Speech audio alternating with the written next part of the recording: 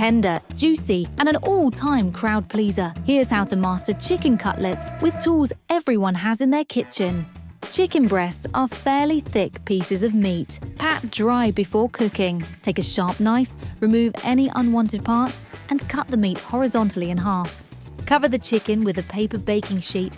Use a meat mallet, rolling pin, or anything similar to flatten the chicken.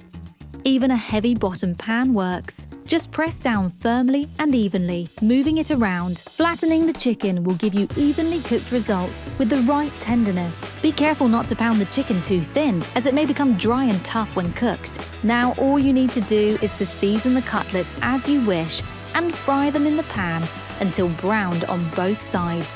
Enjoy this lean source of protein together with a flavorful rice dish, mashed potatoes, or even plain.